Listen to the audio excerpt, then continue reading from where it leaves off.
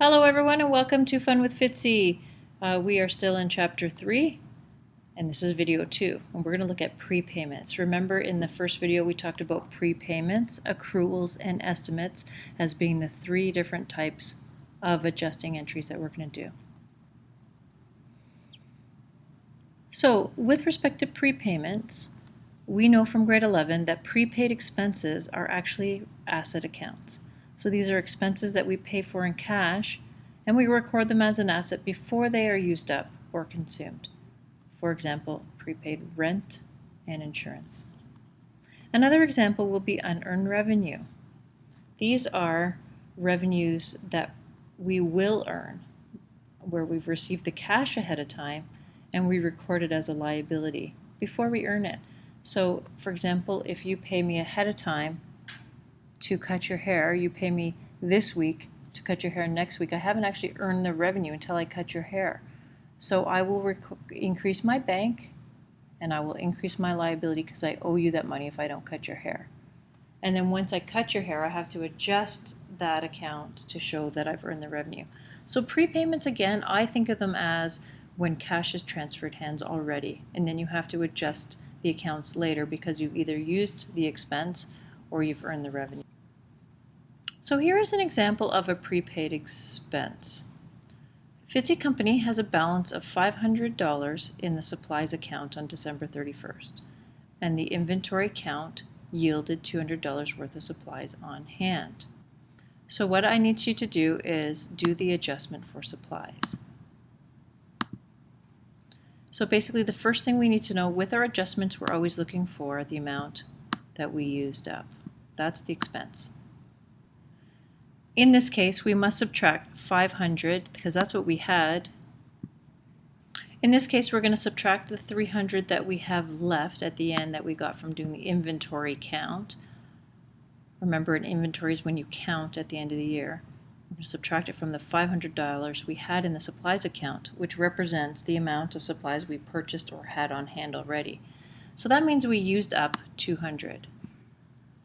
Okay, so our journal entry or our adjustment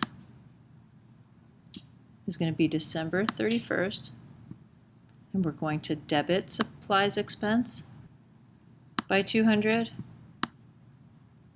because that's the amount we used, and we're going to credit supplies. And you'll have to forgive me, I'm using the mouse, not my pen, which I normally have. I don't have it with me when I'm making this video.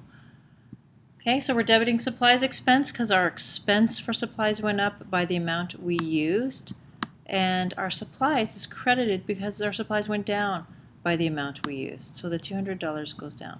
Remember, when we do our adjusting entries, we put the heading adjustments in our journal paper. Okay, now let's take a look at our unearned revenue example. So still, this is a prepayment. Canada's Wonderland received $60 each from 50,000 Seasons Pass holders before the beginning of the season. So think about that. When you buy your Seasons Passes, Canada's Wonderland hasn't actually earned that revenue yet. So what they're going to do is record that as bank being debited and unearned revenue being credited. The park opens on June 1st and the year end is August 31st. So on August 31st, we're going to need to do an adjustment to update our accounts. 60 times the 50,000 equals 3 million. That's how much they have unearned revenue for. So what they're going to do is on the day before the season, let's say this all happened before June 1st. So I'm just going to put June 1st as my date. We're going to debit bank by 3 million, and we're going to credit unearned revenue for 3 million, and that was our transaction when we received the cash. That's the prepayment part. Now for the adjustment. So remember, when you do your adjusting entries, you put your heading,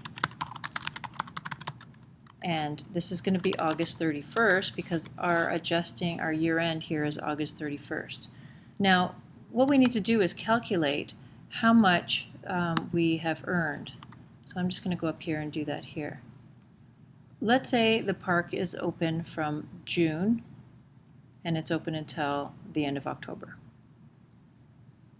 So that's June, July, August, September, October. The park is only open for 5 months. Okay, so we have $3 million divided by 5 is 600,000 we earn each month. So by August 31st, we've earned all of June, July, and August. We've earned 3 months. So 3 times that 600,000 equals 1.8 million. So our adjusting entry on August 31st to bring that unearned revenue up to date, and our revenue up to date will be, we're going to debit unearned revenue by the 1.8 million, and we're going to credit revenue. We finally earned that revenue, so we can record our revenue now.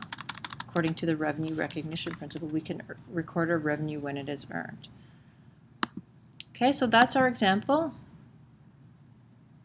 This is the journal entry when we first received the cash, and this is our adjusting entry after we've earned the revenue. Okay, let's talk about prepayments again. Prepayments are either prepaid expenses or unearned revenue, and adjusting entries for prepayments are required to record the portion of the prepayment that represents either the expense that was incurred. So in the case of the supplies, we paid for the supplies ahead of time, and then we used up the expense, so we had to record that expense. And or the revenue that we earned in the current accounting period. So in the case of Canada's Wonderland, we finally earned that revenue that people paid for ahead of time.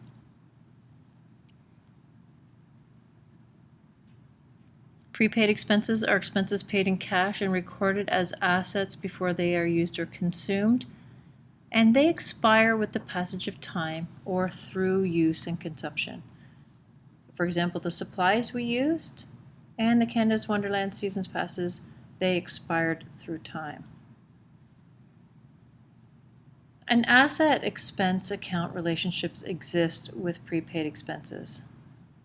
And what does this mean? Well, when we do the adjusting entry for supplies, let's think of that one, we debit an expense and we credit an asset, which is supplies. So that's why we say asset expense relationship. Before we do that adjustment, assets are overstated because our supplies are sitting there saying we have more supplies than we actually have. And expenses are understated. Once we do the adjustment, we debit the expense account to adjust it, and then it'll be right. And then we adjust the asset. We're going to credit those supplies to bring them down, and therefore they're just right. But before the adjustment, assets are overstated and expenses are understated. When we do the adjustment, like we saw, we debit the expense and we credit an asset account. Other examples of prepaid expenses include, we talked about supplies, prepaid rent is one, prepaid insurance is another, and property tax. And unearned revenue is another prepayment, but it's for revenue. So unearned revenues are revenues that we receive and record as liabilities before they're earned. We talked about that. This is just review now. Unearned revenues are subsequently earned by performing a service or providing a good to a customer. So in our case of our Canada's Wonderland, we finally, after 3 months, had those Seasons Pass owners come in for 3 months. As time goes by, your Seasons Pass gets used up. In these cases, a liability, which is your unearned revenue account, and revenue account relationships exist because when you first recorded, it's unearned revenue, which is a liability.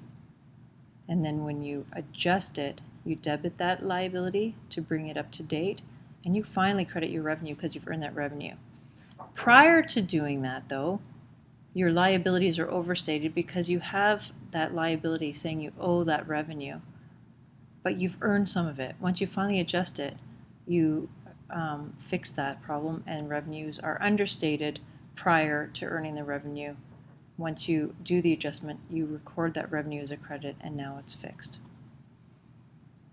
The adjustment, or the adjusting entry, is a debit to the liability. We just talked about that. We're going to debit that unearned revenue account, and we're going to credit the revenue because we finally earned it. Other examples of unearned revenue include unearned rent. Magazine subscriptions are also examples. Companies who, like People Magazine and things like that, you pay for the whole year in advance sometimes, and that company actually hasn't earned the revenue until they've given you all your magazines. Airplane tickets, you go on an airplane, when you buy your ticket, Air Canada hasn't earned that revenue until you actually take the flight. Tuition, when you go to university, hopefully lots of you go to university next year. You pay your tuition at the beginning of the semester, and the university doesn't even earn that revenue until as the semester goes on. So those are all examples of unearned revenue, and those accounts all need to be adjusted. So by now you should be able to know the two types of prepayments, be able to explain the effects of not doing adjustments on the accounts, or are they overstated or understated, and prepare the adjusting entries for prepayments. Thanks for watching. Hope this helped.